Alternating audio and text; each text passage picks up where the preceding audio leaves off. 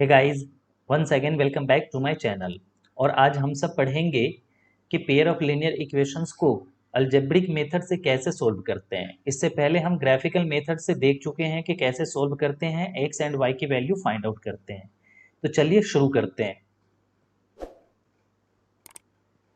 तो थोड़ा सा देख लेते हैं कि अलजेब्रिक मेथड्स कितने होते हैं। तो यहाँ पे क्लियर मेंशन किया गया है कि there are 3 methods of solving a pair of linear equations in 2 variables.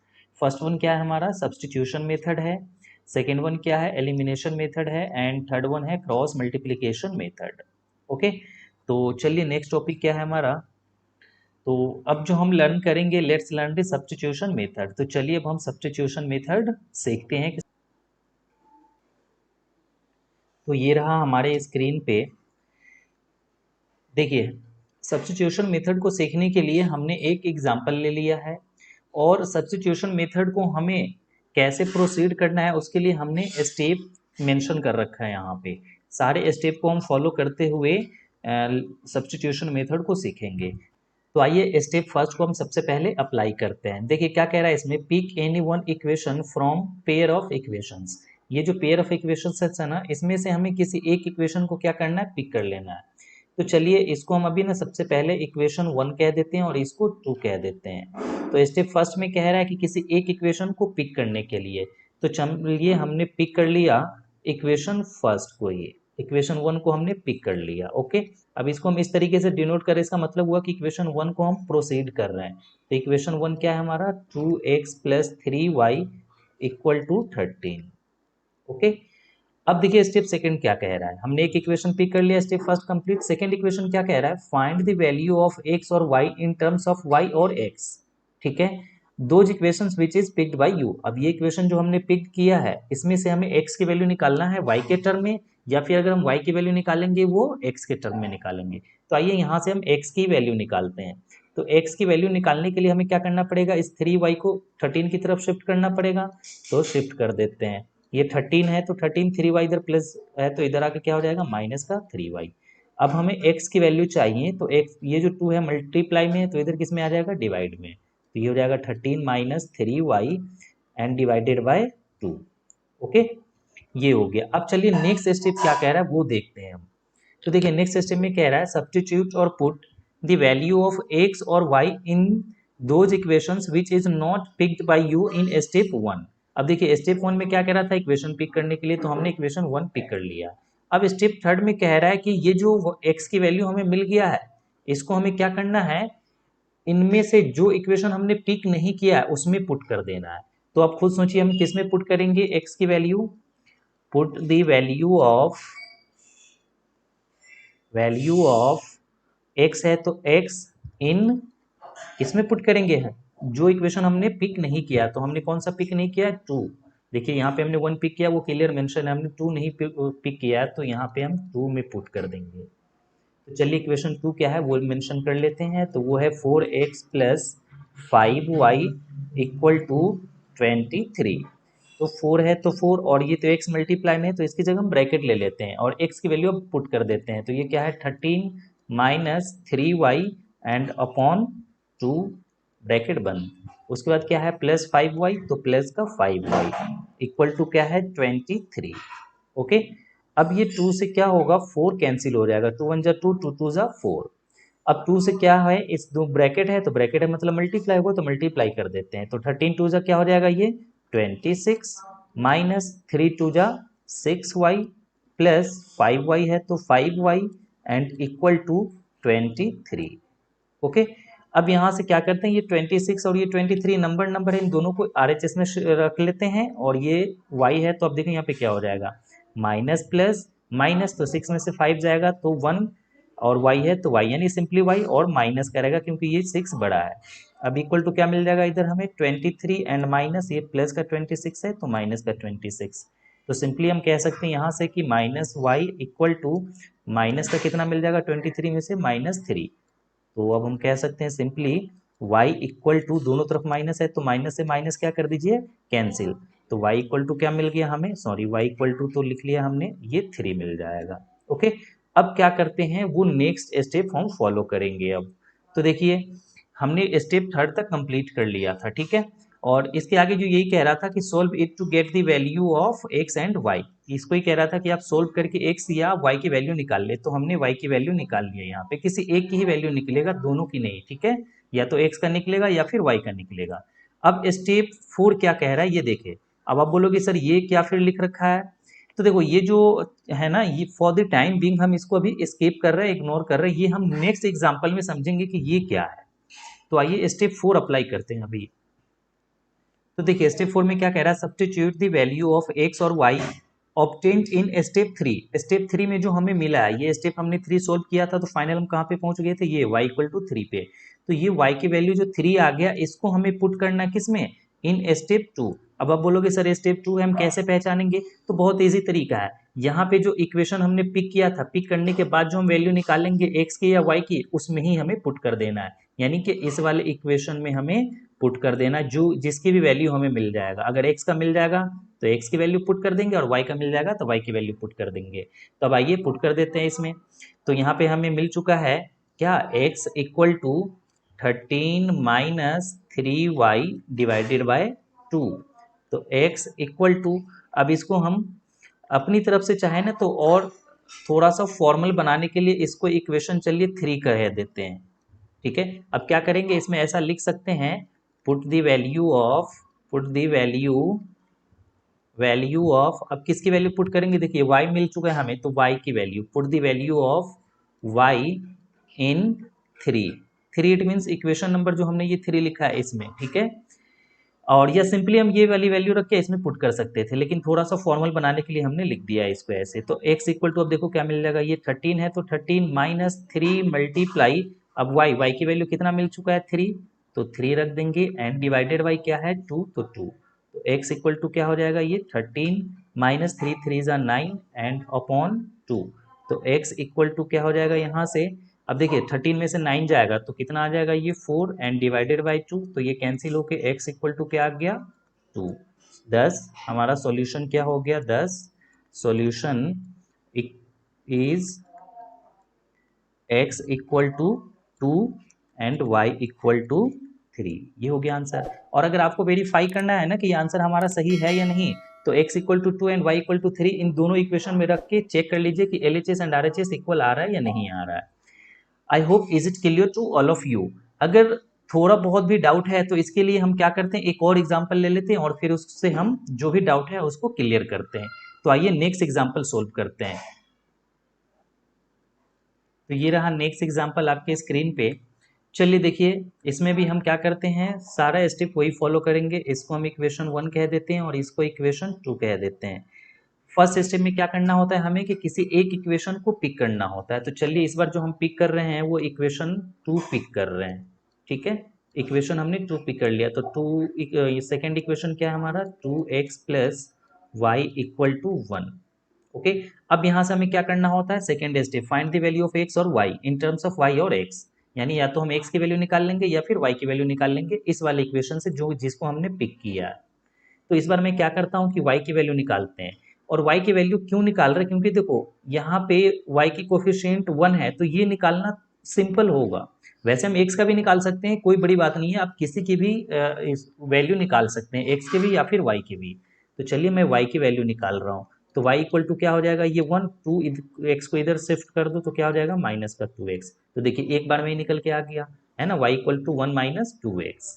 अब क्या करेंगे, तो अब कह रहा है कि सब्स्टिट्यूट और पुट दी वैल्यू, सब्स्टिट्यूट करना या फिर हमें पुट करना है किसमें, जो उस वाले इक्वेशन में जिसको हमने पिक नहीं किया। तो देखिए हमने पिक किसको किया है, 2 को, मतलब 1 को पिक नहीं किया, तो 1 में पुट करेंगे। तो यहाँ पे मेंशन कर लेते हैं, put the value of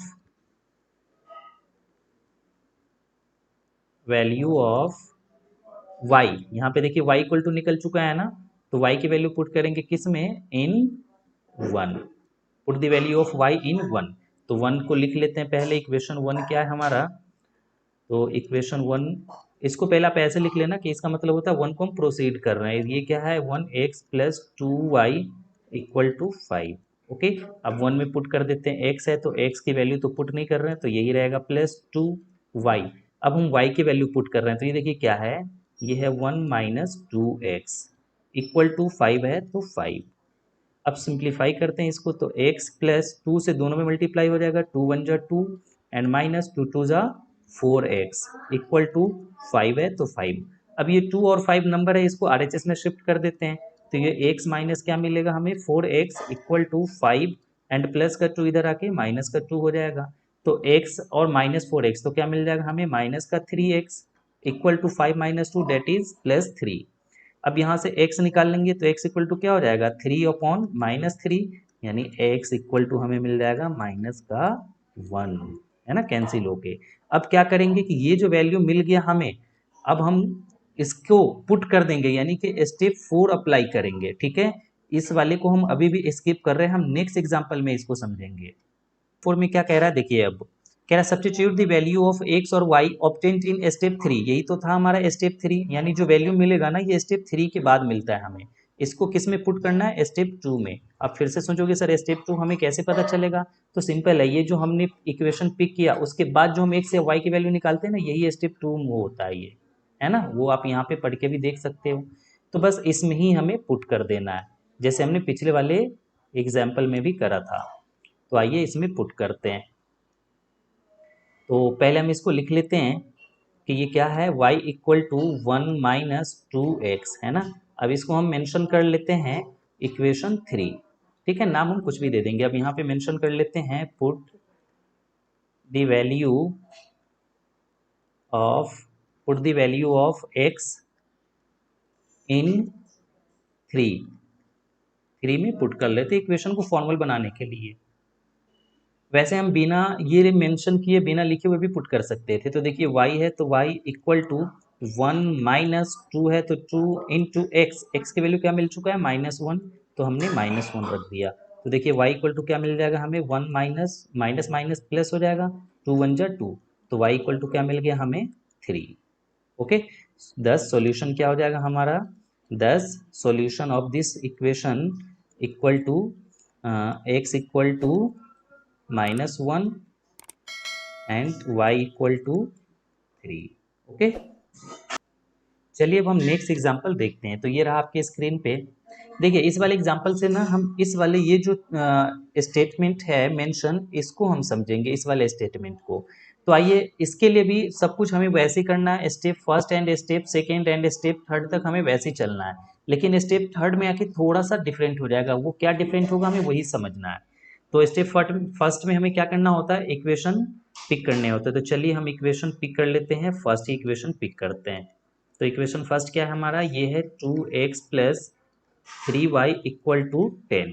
okay, अब यहाँ से x की वैल्यू जल्दी से निकाल लेते हैं। तो देखिए मैं थोड़ा सा जल्दी करूंगा, x निकाल लेंगे तो ये क्या हो जाएगा 10 minus 3y and divided y क्या होगा 2 है तो 2। ओके, अब इस वैल्यू को अब हम क्या करेंगे, उस इक्वेशन में पुट करेंगे जिसको हमने पिक नहीं किया। तो इसको तो चलिए पहले नाम देते थे इक्वेशन 1 एंड इक्वेशन 2। तो चलिए अब पुट कर देते हैं इसको, put the value of x इन, हमने 1 से पिक किया है तो किस में पुट करेंगे 2 में, सेकेंड में। तो सेकेंड इक्वेशन क्या है वो पहले मेंशन कर लेते हैं। सेकेंड इक्वेशन है हमारा 4x plus 6y equal to 20। तो 4 है तो 4, अब x की वैल्यू रख देते हैं। तो देखिए x क्या है 10 minus 3y and divided by 2 plus 6y है तो 6y इक्वल टू 20। तो देखिए 2 से ये कैंसिल हो जाएगा तो कर देते हैं, तो कितना होगा ये 10 टू जा 20 एंड माइनस, क्योंकि 2 से मल्टीप्लाई होगा 3 टू जा 6y एंड प्लस ये क्या आ गया 6y इक्वल टू 20। तो अब इसको सिंप्लीफाई करते हैं। तो देखिए 20 है तो 20 and minus minus 6y plus 6y क्या हो जाएगा कैंसिल, यानी माइनस प्लस माइनस तो हम कैंसिल भी कर सकते हैं इसको। तो अब ये तो माइनस खत्म ही हो गया, तो देखिए फाइनल क्या मिल गया हमें 20 इक्वल टू 20।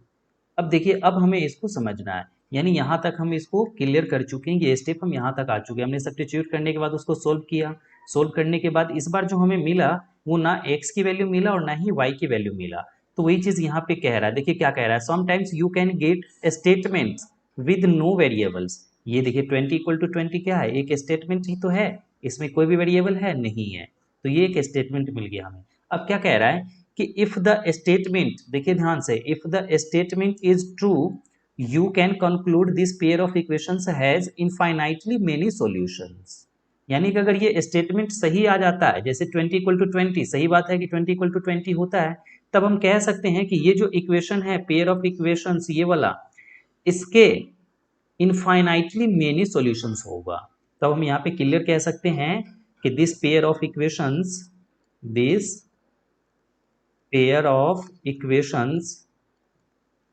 has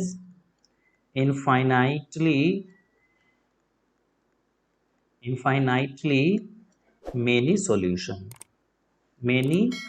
solutions। ठीक है। अब बोलोगे कि सर फिर सॉल्यूशन निकालेंगे कैसे? तो कोई भी एक इक्वेशन पिक कर लीजिए और वहां से x या y की वैल्यू निकाल लीजिए। जैसे यहीं पे निकला हुआ है ना ये वाली चीज, x देखिए, ये x इक्वल टू क्या निकल चुका है, 10 माइनस 3y अपॉन 2। तो बस इसमें क्या कीजिए, y की वैल्यू रखते चले जाइए और x निकलता चला जाएगा। तो चलिए हम ऐसा करते हैं, y की वैल्यू रख देते हैं इस बार क्या, 1 रख देते हैं। ठीक है, y इक्वल टू 1, तब देखिए x क्या मिल जाएगा, तो x इक्वल टू मिल जाएगा हमें यहाँ से 10 माइनस 3 1 जा 3 एंड अपॉन 2। तो x इक्वल टू क्या मिल जाएगा, 10 में से 3 जाएगा 7 अपॉन 2। तो ये एक सोल्यूशन हो गया कि x equal to 7 upon 2 and y equal to 1। ऐसे आप रख रख के निकालते हुए जा सकते हैं। ठीक है, लेकिन जब ये इनफाइनाइटली मेनी सॉल्यूशन आ जाता है ना, तो हमें निकालने की जरूरत भी नहीं होती है। ओके, तो अब आप बोलोगे कि सर ठीक है यहां तक तो क्लियर हो गया, बट इसके बाद फिर ये क्या है कि if statement is false then the pair of equations has no solution. तो इसको भी हम एग्जांपल से समझते हैं। आइए एक नेक्स्ट एग्जांपल ले लेते हैं हम। तो देखिए नेक्स्ट एग्जांपल ये रहा आपके स्क्रीन पे। चलिए इसको भी हम वही चीज करेंगे और इसको मैं थोड़ा सा जल्दी करूंगा क्योंकि अब हमारी प्रैक्टिस जो है वो बढ़ चुकी है। तो इसको इक्वेशन 1 और इसको इक्वेशन हमने 2 कह दिया। अब सबसे पहले हम क्या करेंगे, कोई एक इक्वेशन पिक कर लेते हैं। तो यहाँ से हम इक्वेशन 1 ही पिक कर रहे हैं। और इक्वेशन 1 क्यों पिक कर रहे हैं, क्योंकि देखो इसमें x की कोफिशिएंट 1 है। तो मैंने बताया था जिसकी कोफिशिएंट x 1 हो ना उसको पिक करना ईजी होता है। तो हम इसको ही पिक कर लेते हैं, x plus 3y equal to 5। और हमारा टारगेट क्या है कि ये जो लाइंस कह रहा था, if the statement is false then this pair of equations has no solution, इसको हमें समझना है। ठीक है, तो आइए यहाँ से अब क्या करेंगे, इक्वेशन 1 हमने पिक कर लिया, step first complete. Step second में क्या करना है, x से y की वैल्यू निकाल लेना है। तो x की वैल्यू निकाल लेते हैं क्योंकि इसकी कोफिशिएंट 1 है। तो 5 माइनस ये क्या हो जाएगा, 3y। हमने सेकेंड स्टेप भी कंप्लीट कर लिया। ठीक है, अब थर्ड स्टेप में क्या करना है कि ये जो वैल्यू हमें मिला इसको पुट कर देना है उस इक्वेशन में जिसको हमने पिक नहीं किया है। तो आइए पुट करते हैं, put the value of x इन 1 हमने पिक कर लिया तो 2 में पुट करेंगे। ठीक है, ये आपको हमेशा ध्यान रखना है। तो 2 क्या है, वो इक्वेशन 2 मेंशन कर लेते हैं पहले। तो 2 है हमारा 2x plus 6y equal to 20। Okay, तो अब यहाँ पे देखिए 2 इंटू एक्स की जगह हम क्या रख लेंगे, ये 5 minus 3y and plus 3y। ठीक है, अब यहाँ पे ब्रैकेट ले लीजिए, प्लस 6y है तो 6y इक्वल टू 20। तो फाइनल अब ये आ जाएगा 5 टू ज़ा 10 माइनस 3 टू ज़ा 6y and plus 6y equal to 20। तो फाइनल देखिए यहाँ से प्लस का 6y माइनस का 6y क्या हो गया, कैंसिल। तो यहाँ पे क्या आ गया, 10 इक्वल टू 20।